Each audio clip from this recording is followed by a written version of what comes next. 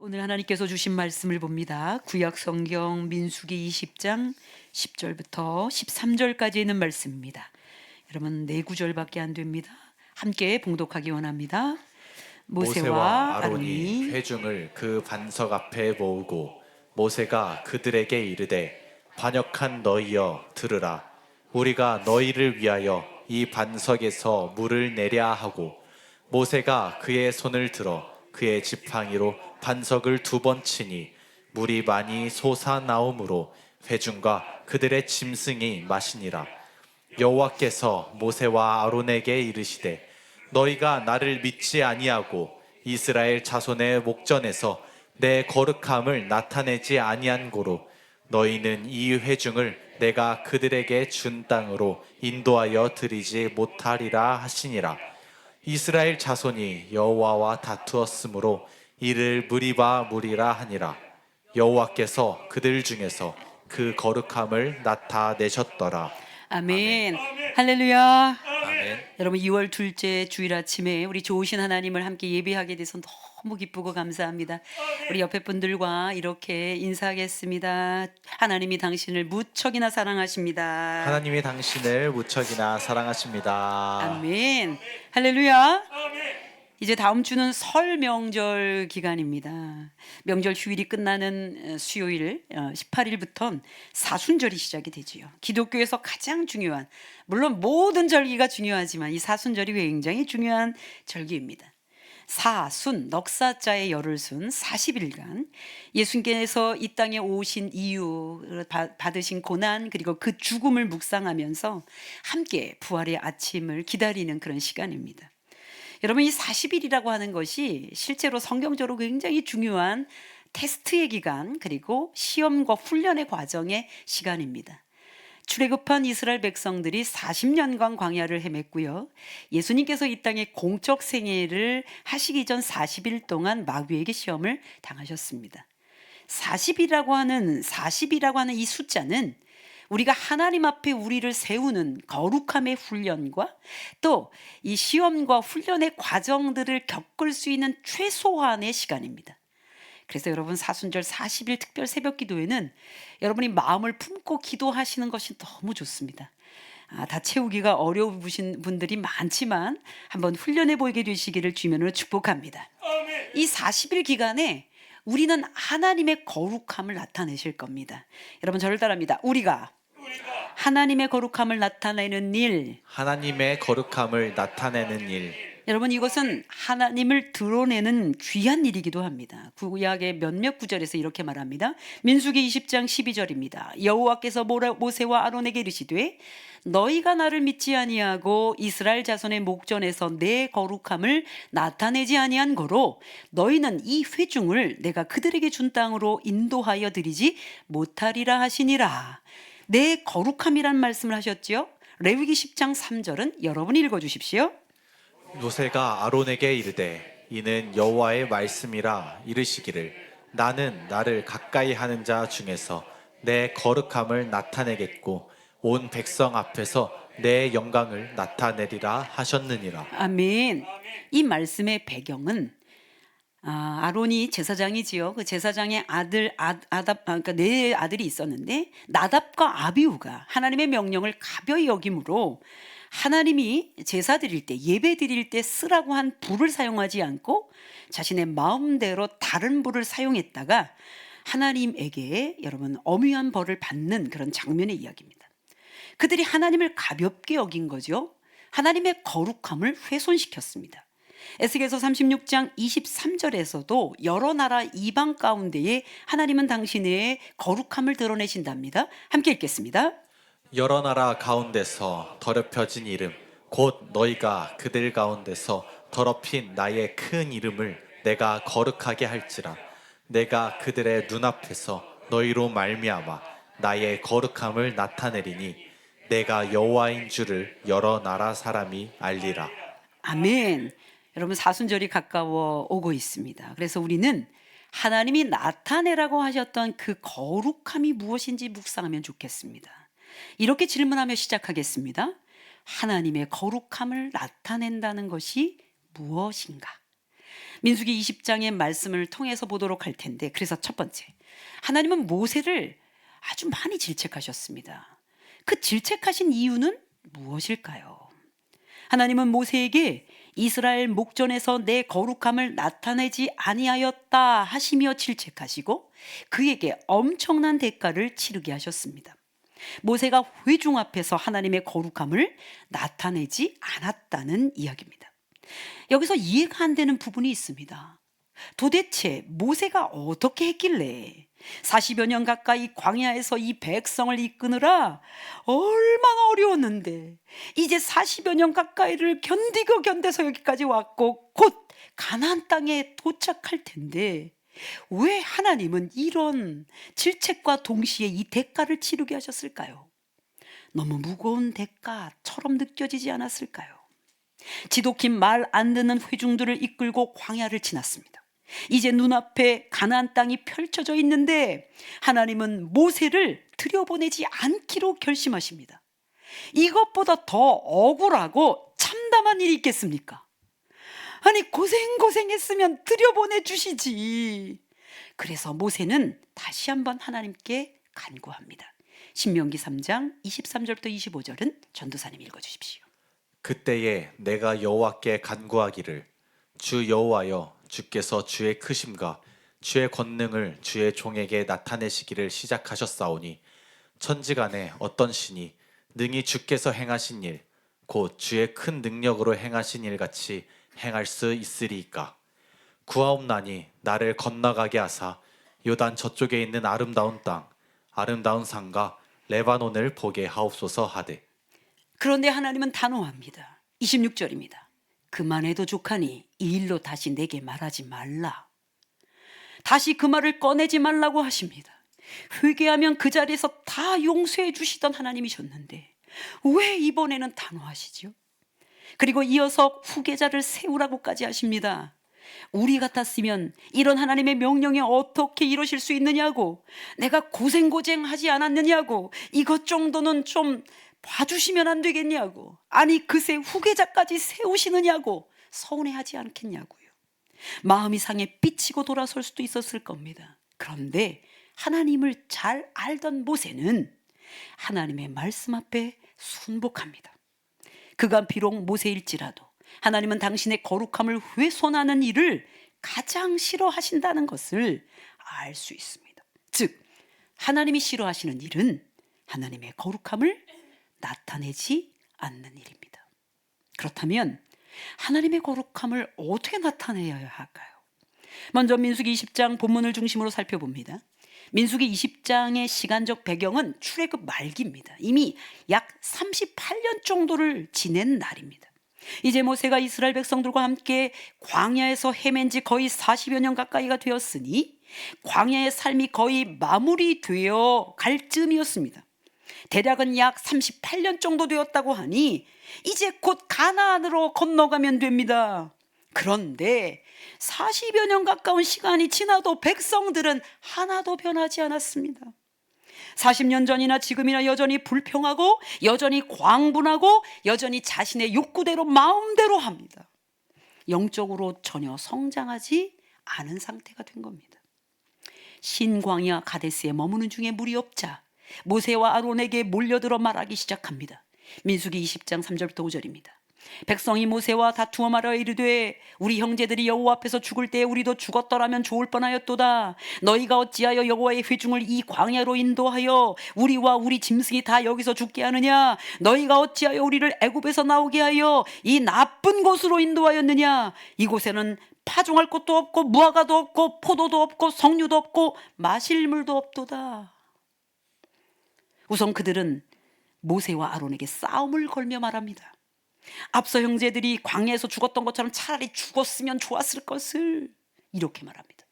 민수기 13장 14장에 나왔던 12점탕군 중에 10명이 잘못 보고한 것 때문에 백성들이 차례대로 다 죽습니다. 37년 동안 다 죽었습니다. 차라리 그때 죽었으면 좋았을 것을. 그리고 왜 이 나쁜 곳으로 인도했느냐? 그들은 불평합니다. 하나님이 오게 하신 길을 폄훼하며 죽일 듯이 달려듭니다. 그들의 불평에 모세와 아론은 할 수 있는 일이 하나도 없어 회중 앞을 떠나 하나님 앞에 엎드립니다. 하나님은 모세에게 이렇게 말씀하십니다. 전도사님 읽어주세요. 지팡이를 가지고 내 형 아론과 함께 회중을 모으고 그들의 목전에서 너희는 반석에게 명령하여 물을 내라 하라. 내가 그 반석이 물을 내게 하여 회중과 그들의 짐승에게 마시게 할지니라. 하나님은 아주 구체적으로 명령하십니다. 지팡이를 가지라, 회중을 모아라, 그들 목전에서 명령하라, 반석에게 명령하라, 물을 내라, 그리고 물을 마시게 하라. 기억하십시오. 지팡이를 가지고 반석에게 명령하라고 하신 겁니다. 여기서 지팡이는 아론의 지팡이가 아니라 출애굽 당시에 모세가 바로 앞에서 많은 기적을 행했던 지팡이입니다. 출애굽기 17장에서는 르비딤에서 물이 없어 그때 불평하는 백성들을 반석을 쳐서 물을 냈던 지팡이입니다. 그 지팡이 자체가 모세의 권위도 세워줍니다. 그런데 민수기 20장에서는 지팡이를 가지고 오기는 하는데 반석을 치라고 하신 게 아니라 반석에게 명령하라고 하셨습니다. 그런데 여러분, 출애굽기 17장에 출애굽 초기에서는 진짜 반석을 쳐서 물을 냈거든요. 이 부분은 전도사님 읽어주십니다. 17장 2절부터 6절입니다. 백성이 모세와 다투어 이르되 우리에게 물을 주어 마시게 하라. 모세가 그들에게 이르되 너희가 어찌하여 나와 다투느냐? 너희가 어찌하여 여호와를 시험하느냐? 거기서 백성이 목이 말라 물을 찾으매 그들이 모세에게 대하여 원망하여 이르되 당신이 어찌하여 우리를 애굽에서 인도에 내어서 우리와 우리 자녀와 우리 가축이 목말라 죽게 하느냐? 모세가 여호와께 부르짖어 이르되 내가 이 백성에게 어떻게 하리이까? 그들이 조금 있으면 내게 돌을 던지겠나이다. 여호와께서 모세에게 이르시되 백성 앞을 지나서 이스라엘 장로들을 데리고 나일강을 치던 내 지팡이를 손에 잡고 가라. 내가 호렙산에 있는 그 반석 위 거기서 내 앞에 서리니 너는 그 반석을 치라. 그것에서 물이 나오리니 백성이 마시리라. 모세가 이스라엘 장로들의 목전에서 그대로 행하니라. 출애굽기 17장과 민수기 20장 사이에는 시간적 갭이 있습니다. 출애굽기 17장 지팡이로 반석을 쳤던 때는 출애굽 초기, 민수기 20장 지팡이를 가지기는 하지만 반석에게 명령하라고 하셨던 때는 출애굽 말기입니다. 시간적 갭이 있는데 불평하는 백성들은 하나도 변함이 없습니다. 여전히 똑같습니다. 민수기 20장 9절부터 11절. 모세가 그 명령대로 여호와 앞에서 지팡이를 잡으니라. 모세와 아론이 회중을 그 반석 앞에 모으고 모세가 그들에게 이르되 반역한 너희여 들으라. 우리가 너희를 위하여 이 반석에서 물을 내랴 하고 모세가 그의 손을 들어 그의 지팡이로 반석을 2번 치니 물이 많이 솟아나오므로 회중과 그들의 짐승이 마시니라. 하나님께서 명령하신 대로 지팡이를 가져왔습니다. 회중도 모았습니다. 그런데 이때 정신을 차렸어야 했습니다. 하나님의 명령을 잊고 모세는 화를 내고 지팡이 반석을 2번 치고 그리고는 여러분 그러기 전에 이렇게 말합니다. 반역한 너희여 들으라. 우리가 너희를 위하여 이 반석에서 물을 내려. 연기 여러분이 해보세요. 시작.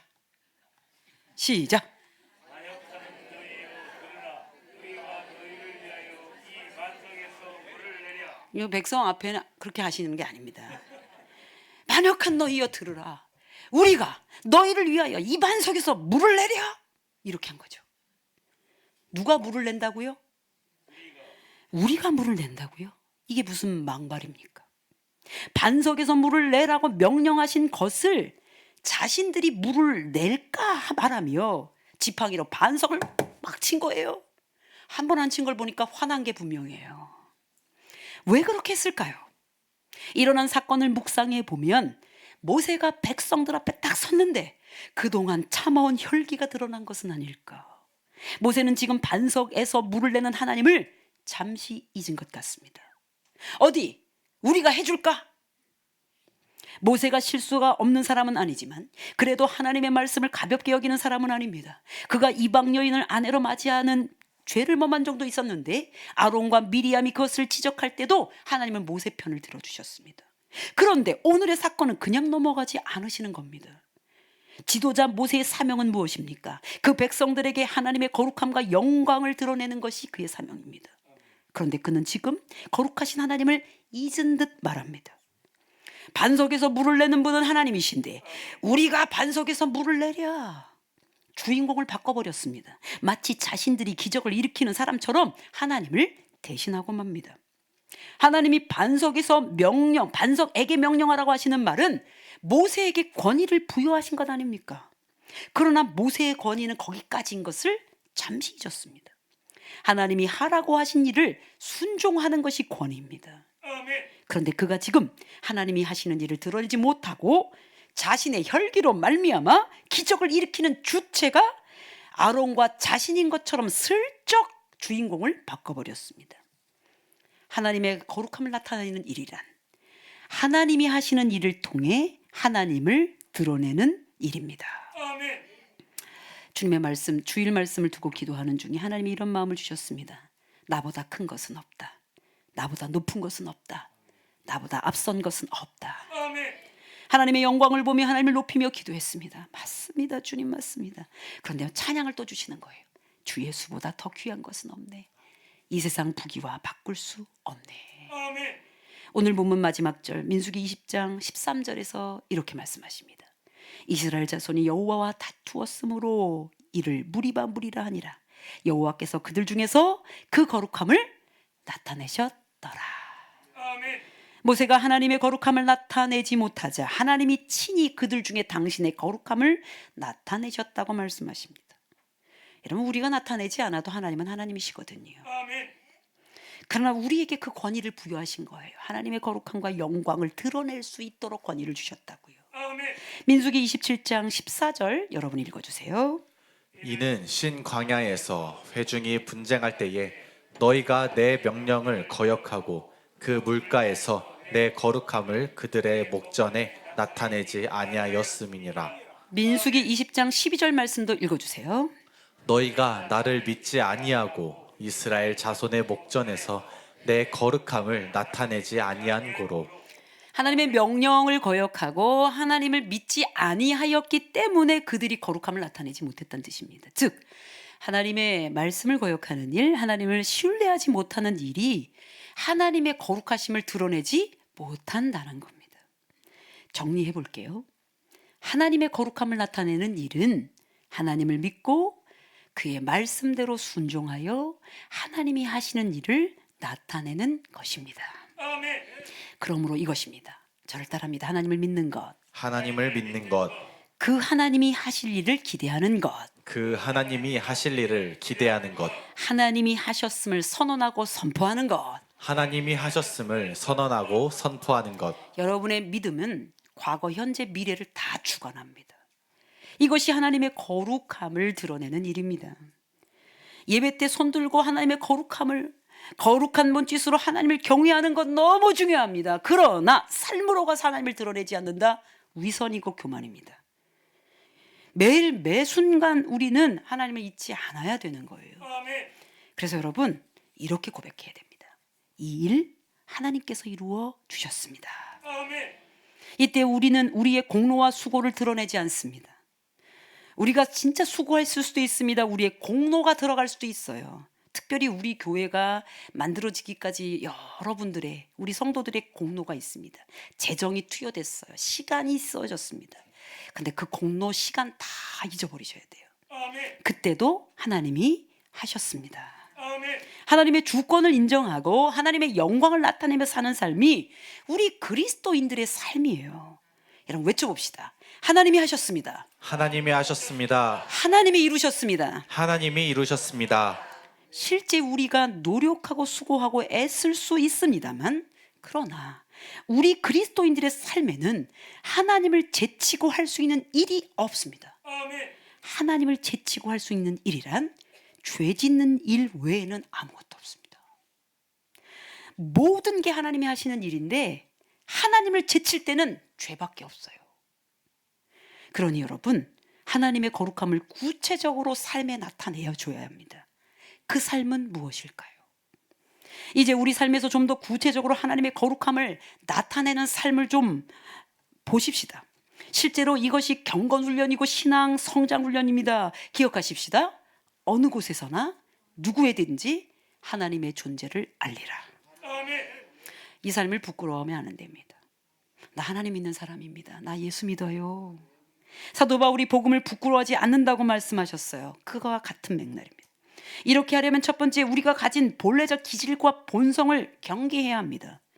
여러분, 우리의 본성과 기질을 경계하셔야 돼요. 가장 기초적이면서 기본적일 수 있는 태도, 가장 자연스러우면서 익숙한 본질, 여러분에게 다 있습니다. 우리 교회가 250명이라고 하면 250개의 본질이 있어요. 250개의 본성이 있다고요. 그런데 250명이 다 달라요. 목사 한 사람이 그거 다 어떻게 커버 못합니다. 그런데 커버할 수 있는 게 딱 한 가지가 있어요.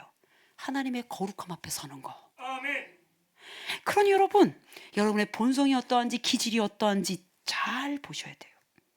최근에 재미있는 책 한 권을 구입해서 지금 읽어가고 있어요. 잘 될 수밖에 없는 사람, 잘 될 수밖에 없는 사람. 최재은이라고 하는 사람이 쓴 겁니다. 심리학자예요. 저는 심리적인 걸 보기 위해서가 아니라 도대체 일반 심리학자는 이걸 어떻게 풀고 있나 봤더니 자기 자신이 정말 어떤 기질과 본성을 갖고 있는지 제대로 알면 잘 될 수밖에 없다는 거예요. 저는 신앙적으로 바꿉니다.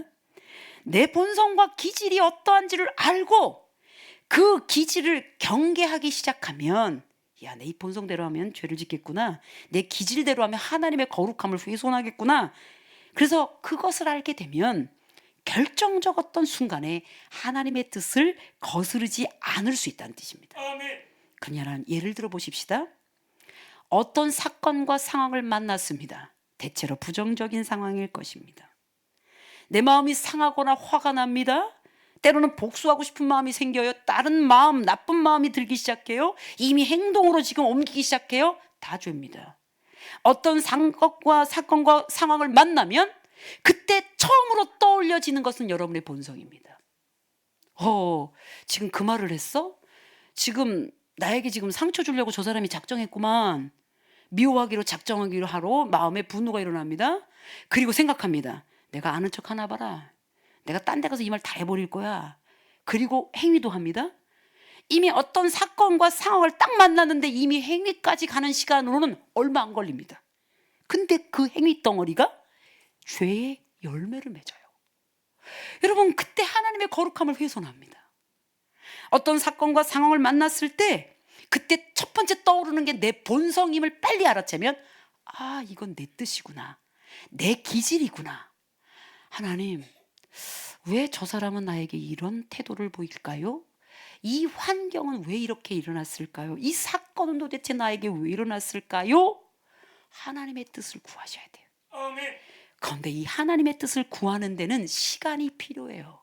그때가 기도의 시간입니다. 다윗 왕이 밧세바를 봅니다. 그때 자기 안에 본능적 욕구와 권력이 거기에 임하여 마음대로 할 수 있는 기질과 이것이 움직여서 경계하지 않아 부하에게 그 여자를 데려오라고 하죠. 벌써 이미 일은 저질러졌습니다. 그리고 되어진 일이 간음과 살인과 그리고 하나님 앞에 그 무서운 죄악을 짓게 돼서 결국 처자들도 잃기도 하지만 나중에는 백주대낮에 자신들의 아내가 다 겁탈당하는 일을 대가를 치릅니다. 언제 경계했어야 됐습니까? 눈으로 봤을 때, 너무 예쁜데? 이게 내 뜻이지. 야, 예쁘냐? 나도 예쁘다. 하나님이 말씀하셨겠냐고요. 야, 그럼 데려와서 죄를 저지를까? 하나님이 말씀하셨겠냐고요. 여러분, 봄과 동시에 실행하는 시간이 너무 짧습니다. 어떤 사건을 맞닥뜨렸을 때 여러분이 본성적으로 화를 펑 낼 때 시간은 0점 몇 초도 안 걸립니다. 시간이 필요합니다. 어떤 시간? 내 안에 떠오르고 있는 이것이 하나님이 주신 생각인가, 감정인가? 여러분, 이제 우리가 구원받아 죽었던 우리의 영이 살아나면 죽은 본성이 아직 끝 껍데기처럼 남아있는데 성령께서 내 안에서 말씀하기 시작합니다. 그 인도하심을 구하며 결정하기 시작해요. 이것은 결정되고 있지만 실제로는 지금 죄된 세상을 살기 때문에 온갖 유혹에 그냥 있기 때문에 여러분이 이것도 계속해서 인도하심을 받는 훈련을 좀 하셔야 돼요. 훈련 때문에 되는 게 아니라 잊지 않기 위해서 훈련하는 겁니다. 하나님의 성품을 묵상해야 돼요. 그 성품과 뜻을 구하며 살아가기로 훈련해야 합니다. 모세가 하나님의 명령을 받고도 자신의 지팡이를 들고 자신의 감정을 조절하지 못했던 것을 기억해 보십시오. 사실 오래 참았습니다. 40년 참았으면 오래 참았지요. 그러나 끝까지 참았어야 했습니다. 그리고 명령대로 했어야 했습니다. 그러나 결국 그의 본성대로 혈기를 낸 것이 결국 하나님의 거룩함을 훼손하게 되었습니다. 우리도 수시로 그럴 수 있습니다. 제가 말씀 전하는 자지만 저도 수시로 그래요. 짜증내고 화내더라고요. 특별히 가까운 사람들에게 그래요. 하나님의 일을 열심히 했는데 내 열심으로 그렇게 하게 될 때 내가 감정으로 정리할 때도 있어요. 그래서 여러분, 하나님의 일이라서 내가 열심을 냈는데 내 열심일 때 그때 여러 가지 불순종의 결과를 낳습니다. 로마서 10장 2절부터 3절 다 같이 읽어주십시오. 내가 증언하노니 그들이 하나님께 열심히 있으나 올바른 지식을 따른 것이 아니니라. 하나님의 의를 모르고 자기의 의를 세우려고 힘써 하나님의 의에 복종하지 아니하였느니라. 하나님께 열심, 하나님이 주신 열심으로 하면 보상을 바라진 않습니다. 주시면 감사. 그러나 올바른 지식을 따르지 않고 내 열심으로 하면 하나님의 의를 모르고 하기 때문에 결국 하나님의 뜻에 복종하지 않게 되깁니다. 어려움을 딱 당해보니까요, 정말 잘했는데 배반하는 사람들이 밉더라고요. 그런데 그게 죄더라고요. 내가 무엇을 바라고 그들에게 잘했구나. 여러분, 하나님이 하게 하시면 보상을 바랄 이유가 없어요. 그러나 내 열심, 내 것 가지고 했기 때문에 내가 상급을 바란 거예요. 그들이 알아주길 바란 거예요. 이게 내 기질이요, 내 본성의 죄입니다. 사랑하는 여러분, 여러분의 본성과 기질을 빨리 파악하십시오. 그리고 경계하셔야 하나님의 거룩함을 훼손하지 않을 수 있습니다. 이제 두 번째, 하나님을 대신하는 것이 있는지 살펴주십시오. 여러분이 하나님을 입으로 말은 하는데 하나님 대신하여 사는 게 있을지 모릅니다. 모세는 하나님이 세우신 지도자이므로 권위 있는 자였습니다. 그의 인격과 리더십과는 상관없습니다. 세우신 자가 누구인가가 중요합니다. 살인자였던 모세를 출애굽 지도자로 쓰신 하나님이시니 그의 권위는 하나님으로부터 온 것입니다. 양치는 목동 다윗을 이스라엘 유다 왕국 왕이 되게 하신 분이 하나님이시니 다윗이 훌륭해서가 아니라 권위 있는 하나님이 세우셨으니 여러분, 다윗의 모든 권위는 하나님으로부터 온 것입니다. 그 어떤 사람도 권력도 하나님을 대신하거나 하나님보다 앞설 수 있는 것은 없습니다. 아주 쉽게 비유하면 오늘날 여러분들에게 하나님을 대신하는 것이 무엇입니까? 딱 두 가지예요. 첫 번째 물질, 두 번째는 사람입니다. 그 물질에는 여러분의 돈의 문제가 있고요. 사람은 여러분의 자녀나 여러분의 가족이 걸려 있습니다. 그 물질이 하나님을 대신하고 있는지를 살피셔야 돼요. 여러분의 애지중지 키우는 자녀들이 하나님보다 앞섰는지 보셔야 된다고요.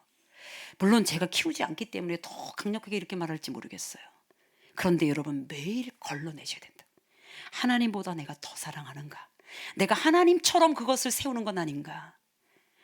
그러니 여러분, 물질 만능 만모니즘은 교회 안에도 있고 여기 안에 사람 중심도 교회 안에 있을 수 있습니다. 목사가 그 역할을 할 수도 있어요. 자기가 최고인 양, 또는 장로가 그 일을 할 수 있어요. 그래서 교회를 깨뜨릴 수도 있어요.